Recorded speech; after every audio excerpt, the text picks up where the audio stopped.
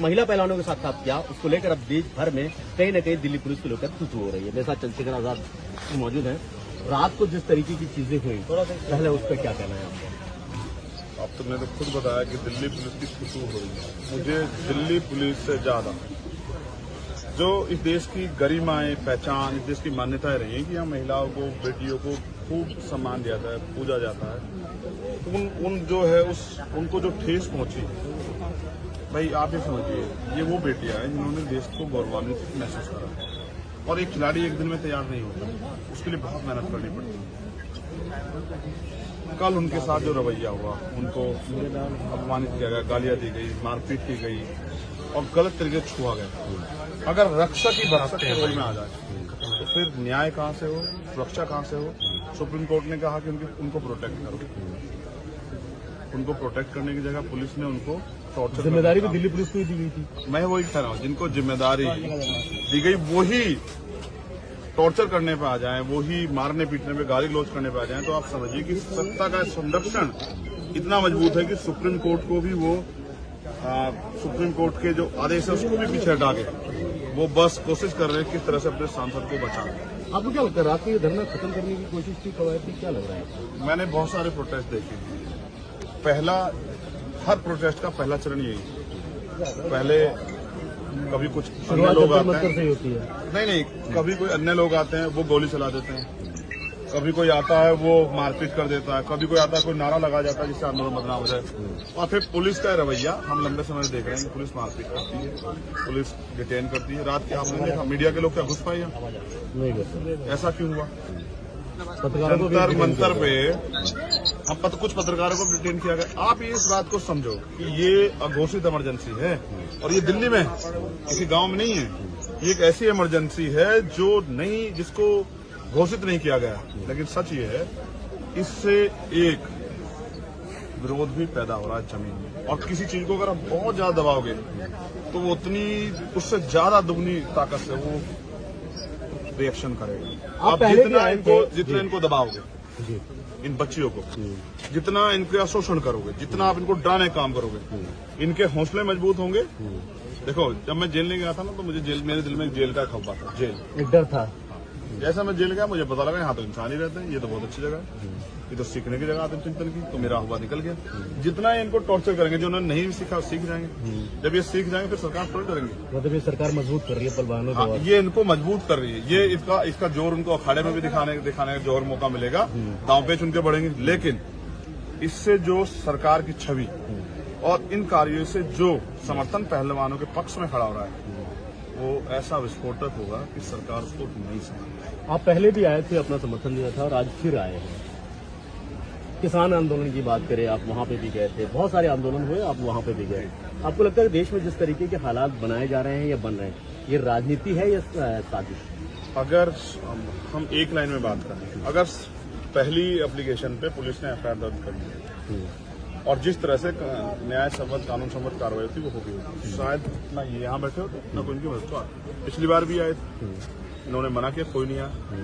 राजनीति देखो, ये सरकार का सोचा समझा हुआ है कि इसको बार बार कहा जाए कि राजनीतिक लोग जा रहे हैं। राजनीतिक लोग बेसिकली हैं कौन? वो कोई बाहर से आए हैं, उनके पास क्या है? उनके पास एक संगठन है, उनके पास एक ग्राउंड है, उनके पास एक मोब है, जो जहां तक उनके द्वारा जब उनका नेता कहता है वो बात जाती है, विचारधारा है।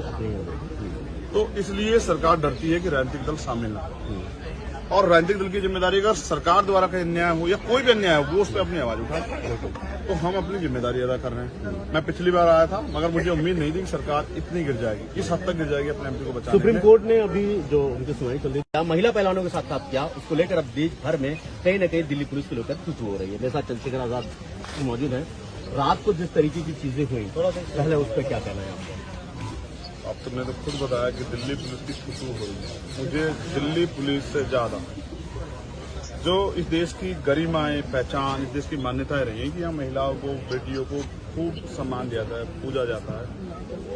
उन जो है उनको जो ठेस पहुंची, भाई आप ये समझिए, ये वो बेटियां हैं जिन्होंने देश को गौरवान्वित महसूस करा। और एक खिलाड़ी एक दिन में तैयार नहीं होता, उसके लिए बहुत मेहनत करनी पड़ती है। कल उनके साथ जो रवैया हुआ, उनको अपमानित किया गया, गालियां दी गई, मारपीट की गई और गलत तरीके से छुआ गया। अगर रक्षक ही भक्षक के रोल में आ जाए तो फिर न्याय कहाँ से हो, सुरक्षा कहाँ से हो? सुप्रीम कोर्ट ने कहा कि उनको प्रोटेक्ट करो। उनको प्रोटेक्ट करने की जगह पुलिस ने उनको टॉर्चर, जिम्मेदारी भी दिल्ली पुलिस को ही दी गई थी। मैं वही कह रहा हूँ, जिनको जिम्मेदारी दी गई वही टॉर्चर करने पे आ जाएं, वही मारने पीटने पे, गाली गलौज करने पे आ जाएं, तो आप समझिए कि सत्ता का संरक्षण इतना मजबूत है कि सुप्रीम कोर्ट को भी वो सुप्रीम कोर्ट के जो आदेश है उसको भी पीछे हटा के वो बस कोशिश कर रहे हैं किस तरह से अपने सांसद को बचाएं। आपको क्या लगता है, रात को ये धरना खत्म करने की कोशिश की कवायद थी, क्या लग रहा है आपको? मैंने बहुत सारे प्रोटेस्ट देखे हैं। पहला, हर प्रोटेस्ट का पहला चरण यही, पहले कभी कुछ अन्य लोग आते हैं, सही होती है। नहीं, कभी कोई अन्य लोग आते हैं वो गोली चला देते हैं, कभी कोई आता है वो मारपीट कर देता है, कभी कोई आता है कोई नारा लगा जाता है जिससे आंदोलन बदनाम हो जाए। और फिर पुलिस का रवैया हम लंबे समय से देख रहे हैं कि पुलिस मारपीट करती है, पुलिस डिटेन करती है। रात के आपने देखा मीडिया के लोग क्या घुस पाए, ऐसा क्यों हुआ? जंतर मंतर पे हम कुछ पत्रकारों को डिटेन किया गया। आप इस बात को समझो कि ये अघोषित इमरजेंसी है और ये दिल्ली में किसी गांव में नहीं है। ये एक ऐसी इमरजेंसी है जो नहीं, जिसको घोषित नहीं किया गया। लेकिन सच ये है, इससे एक विरोध भी पैदा हो रहा है जमीन में, और किसी चीज को अगर आप बहुत ज्यादा दबाओगे तो वो उतनी, उससे ज्यादा दुगनी ताकत से वो रिएक्शन करेगा। आप जितना इनको दबाओगे, इन बच्चियों को, जितना इनका शोषण करोगे, जितना आप इनको डराने का काम करोगे, इनके हौसले मजबूत होंगे।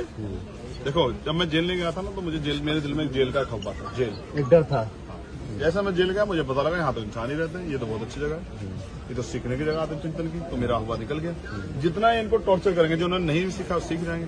जब ये सीख जाएंगे फिर सरकार थोड़ी करेंगे। मतलब ये सरकार मजबूत कर रही है पलवानों को, ये इनको मजबूत कर रही है। ये इसका जोर उनको अखाड़े में भी दिखाने का जोर मौका मिलेगा, दांव पेच उनके बढ़ेंगे। लेकिन इससे जो सरकार की छवि और इन कार्यों से जो समर्थन पहलवानों के पक्ष में खड़ा हो रहा है, वो ऐसा विस्फोटक होगा कि सरकार उसको नहीं समझ। आप पहले भी आए थे, अपना समर्थन दिया था और आज फिर आए हैं। किसान आंदोलन की बात करें, आप वहां पे भी गए थे, बहुत सारे आंदोलन हुए, आप वहां पे भी गए। आपको लगता है कि देश में जिस तरीके के हालात बनाए जा रहे हैं या बन रहे हैं, ये राजनीति है या साजिश? अगर हम एक लाइन में बात करें, अगर पहली एप्लीकेशन पे पुलिस ने एफआईआर दर्ज कर दी और जिस तरह से न्याय सम्मत, कानून सम्मत कार्रवाई होती वो हो गई, शायद ना ये यहाँ बैठे होते, ना कोई इनकी मदद को आते। पिछली बार भी आए थे, इन्होंने मना किया, कोई नहीं आया। राजनीति देखो, ये सरकार का सोचा समझा हुआ है कि इसको बार बार कहा जाए कि राजनीतिक लोग जा रहे हैं। राजनीतिक लोग बेसिकली हैं कौन? वो बाहर से आए हैं, उनके पास क्या है? उनके पास एक संगठन है, उनके पास एक ग्राउंड है, उनके पास एक मोब है, जो जहां तक उनके द्वारा जब उनका नेता कहता है वो बात जाती है, विचारधारा है। तो इसलिए सरकार डरती है कि राजनीतिक दल शामिल ना, और राजनीतिक दल की जिम्मेदारी अगर सरकार द्वारा कहीं अन्याय हो या कोई भी अन्याय हो, वो उस पर अपनी आवाज उठाए। तो हम अपनी जिम्मेदारी अदा कर रहे हैं। मैं पिछली बार आया था, मगर मुझे उम्मीद नहीं थी कि सरकार इतनी गिर जाएगी, इस हद तक गिर जाएगी अपने एमपी को बचाने। सुप्रीम कोर्ट ने अभी जो उनकी सुनवाई चल रही है, महिला पहलवानों के साथ किया, उसको लेकर अब देश भर में कहीं न कहीं दिल्ली पुलिस को लेकर कुछ हो रही है। मेरे साथ चंद्रशेखर आजाद मौजूद है।